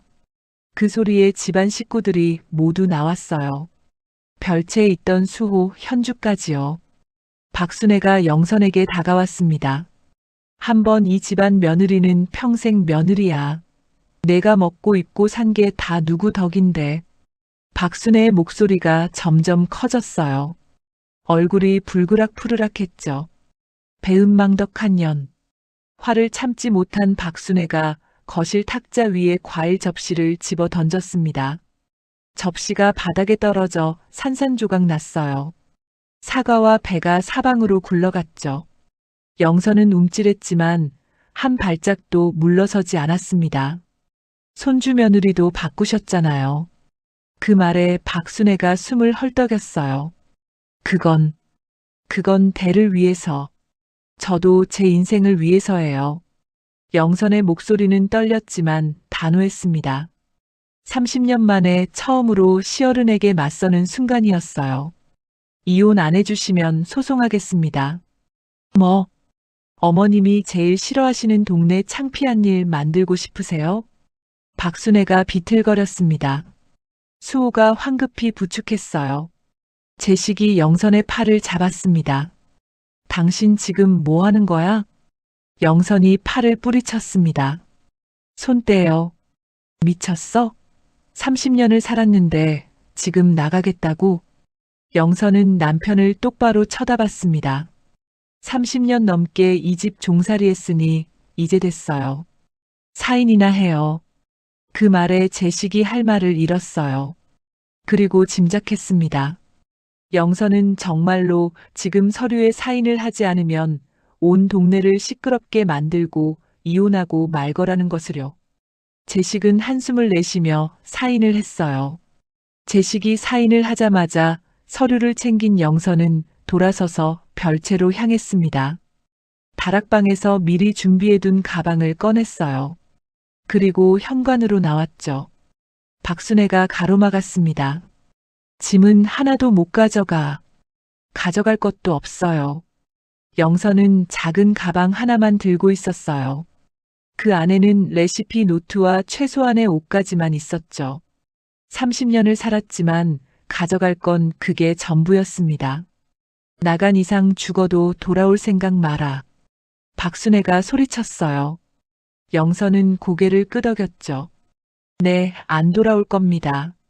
수호가 방 안에서 나오지 않았습니다. 문틈으로 보이는 그의 모습은 창밖만 바라보고 있었어요. 끝까지 방관자였죠. 영선은 그 모습을 보고 쓴웃음을 지었습니다. 내 아들도 저 집안 사람이 되어버렸구나. 현주가 배를 안고 복도 끝에 서 있었습니다. 겁먹은 얼굴로 이쪽을 바라보고 있었어요. 영선과 눈이 마주쳤죠. 영선은 작게 고개를 숙였습니다. 미안해. 너도 구해주지 못해서. 하지만 현주를 구하는 건 영선의 몫이 아니었어요. 현주 스스로 선택해야 할 일이었죠. 영선은 대문을 향해 걸었습니다. 마당을 가로지르는 발걸음이 떨렸어요. 하지만 멈추지 않았죠. 한 걸음, 두 걸음.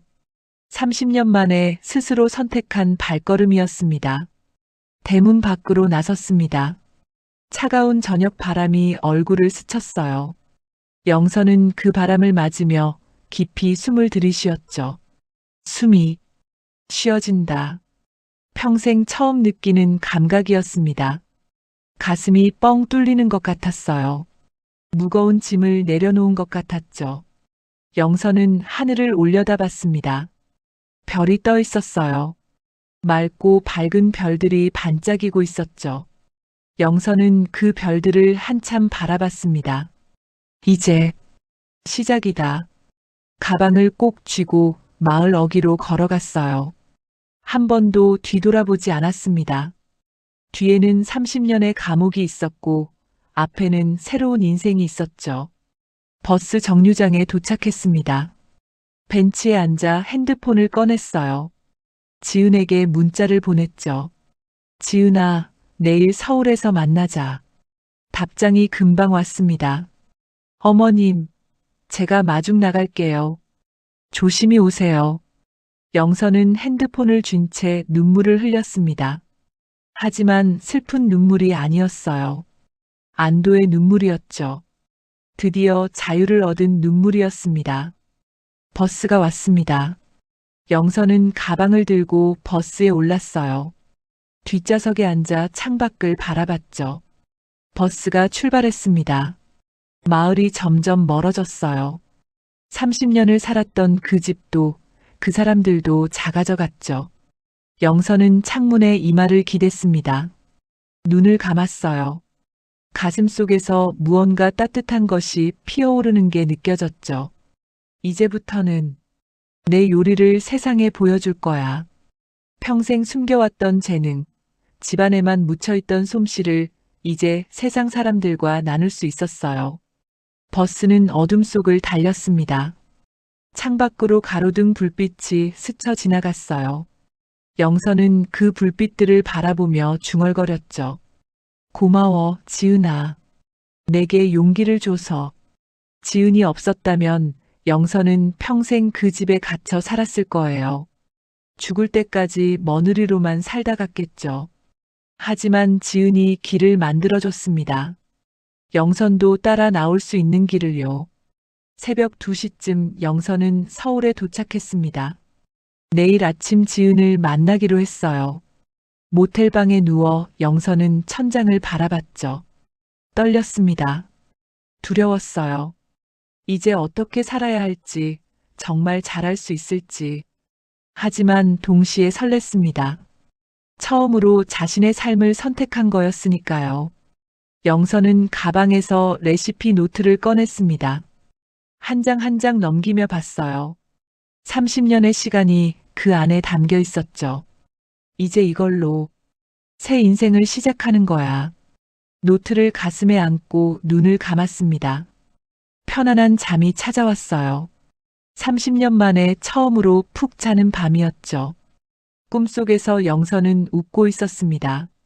환하게 자유롭게 웃고 있었어요. 다음 날 아침 지은은 모텔 앞에서 영선을 기다렸습니다. 영미도 함께 나왔어요. 세 사람은 처음으로 한자리에 모였죠. 영미가 동생 영선을 꼭 껴안았습니다. 언니. 영선의 목소리가 떨렸어요. 영미가 영선의 등을 토닥였죠. 고생했어. 이제 괜찮아. 셋은 차에 올라 지은의 아파트로 향했습니다. 작은 투룸이었어요. 지은이 1년 반 동안 모은 돈으로 구한 전셋집이었죠. 크지는 않았지만 따뜻한 곳이었습니다. 이 방 쓰세요, 어머님. 지은이 안방 문을 열었어요. 햇살이 잘 드는 방이었죠. 영선은 방 안을 둘러보며 눈물을 글썽였습니다. 내 방이 생기다니. 평생 시댁에서는 별채 작은 방에서 살았어요. 그것도 며느리방이라 불리는 자기만의 공간이 아니었죠. 하지만 이제는 달랐습니다. 점심을 먹으며 지은이 말했습니다.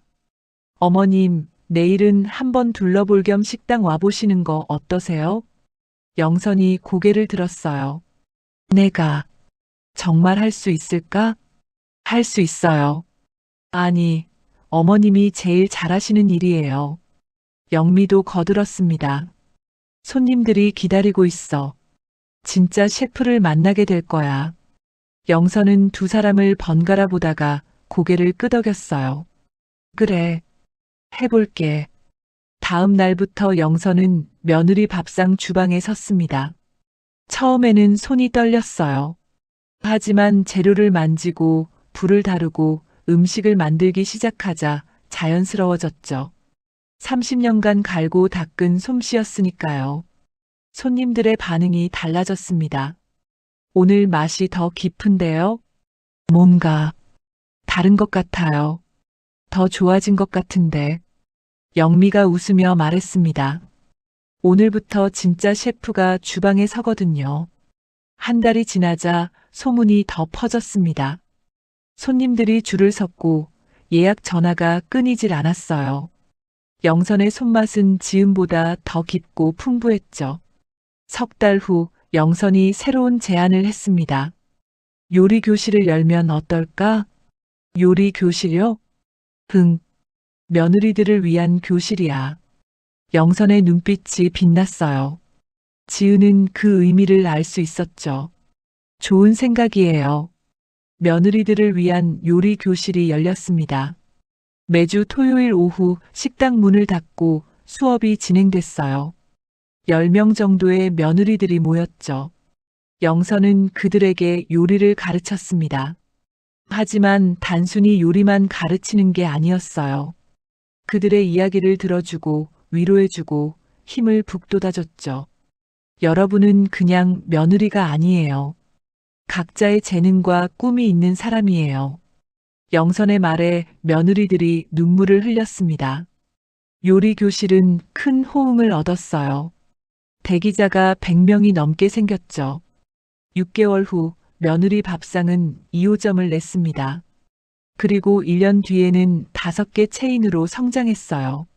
서울 곳곳에 며느리 밥상이 생겼죠. 방송국에서 다시 연락이 왔습니다. 이번에는 지은이 거절하지 않았어요. 나가겠습니다. 촬영 당일 지은은 떨렸습니다. 하지만 영선이 손을 잡아줬어요. 괜찮아. 우리 함께니까. 방송에서 지은과 영선의 이야기가 공개됐습니다.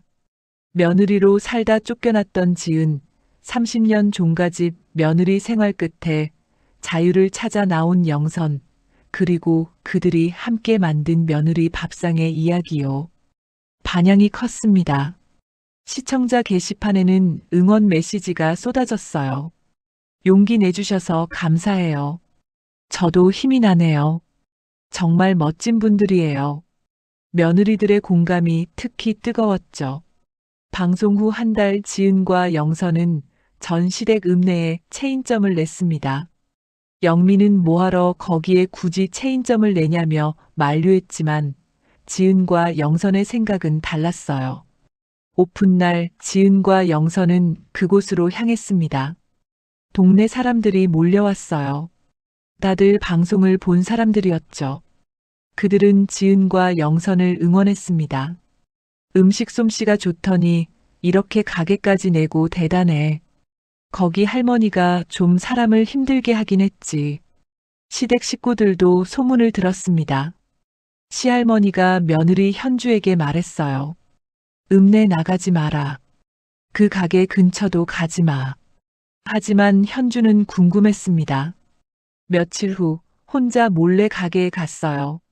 손님들로 가득 찬 매장을 창밖에서 지켜봤죠. 영선이 주방에서 환하게 웃고 있었습니다.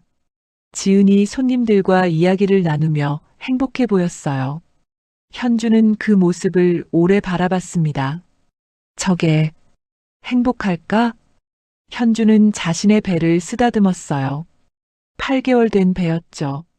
내 아이는 어떤 삶을 살게 될까? 그리고 나는 현주는 한참을 서 있다가 조용히 돌아갔습니다. 그날 저녁 다시 서울로 올라가는 길에 지은이 영선에게 물었어요. 어머님, 복수하고 싶으세요? 영선은 잠시 생각했습니다.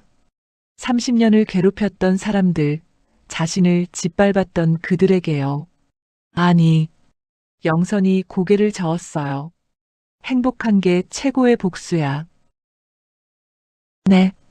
우리가 웃으며 행복하게 사는 게 저 사람들이 가장 견디기 힘든 일일 거야. 영선이 지은의 손을 잡았습니다. 미워할 시간에 우리 인생 더 즐기자. 지금 우리가 여기에 식당을 오픈한 것만 해도 엄청나게 복수라고 생각할 거야. 지은의 눈에 눈물이 고였어요. 네, 어머님. 두 사람은 마주보며 웃었습니다. 어머님. 응? 행복하시죠? 영선이 지은을 보며 환하게 웃었어요. 너무 행복해. 처음으로 내 인생을 사는 것 같아. 저도요. 어머님 덕분이에요. 아니야. 우리 덕분이지. 두 사람은 손을 꼭 잡았습니다. 그리고 함께 앞을 봤어요. 집으로 돌아가는 길이었죠. 이제는 진짜 집이라고 부를 수 있는 곳으로요. 거리에는 가로등이 따뜻하게 빛나고 있었습니다. 영선이 차 창문 밖을 내다봤어요. 빠르게 스치는 풍경이 눈에 들어왔습니다. 지은아. 네. 고마워. 내게 날개를 달아줘서. 지은이 영선의 손을 더 꼭 쥐었습니다. 아니에요. 어머님이 저를 살려주셨잖아요. 두 사람은 서로를 보며 미소 지었습니다. 그 미소에는 슬픔이 없었어요. 오직 희망과 행복만 있었죠. 며느리라는 이름으로 짓눌려 살았던 두 여자가 이제는 며느리라는 이름을 자랑스럽게 걸고 당당하게 살아가고 있었습니다. 그들의 식당 며느리 밥상은 계속 성장했어요. 전국 20개 체인으로 확대됐고 며느리들의 성지가 됐죠. 힘들 때 찾아가 위로받고 용기를 얻는 곳이었습니다. 영선과 지은은 그곳에서 매일 음식을 만들었어요. 정성껏 사랑을 담아서요. 그 음식을 먹은 사람들은 말했습니다. 이상하게 마음이 따뜻해져요. 힘이 나는 맛이에요. 그건 단순히 요리 솜씨 때문이 아니었어요. 두 여자가 이겨낸 고통과 되찾은 존엄과 나누는 사랑이 음식에 녹아 있었기 때문이죠. 며느리 밥상은 그렇게 많은 사람들에게 희망을 주는 곳이 되었습니다. 그리고 영선과 지은은 날마다 행복하게 웃으며 살아갔습니다. 그것이 바로 두 사람이 할 수 있는 최고의 복수였으니까요. 오늘 이 사연이 당신의 마음에 따스한 감동을 남겼다면 앞으로도 찾아뵐 수 있도록 구독과 좋아요 부탁드립니다. 새해에도 건강하고 행복하세요. 오늘도 여울목 인생사연과 함께 해주셔서 고맙습니다.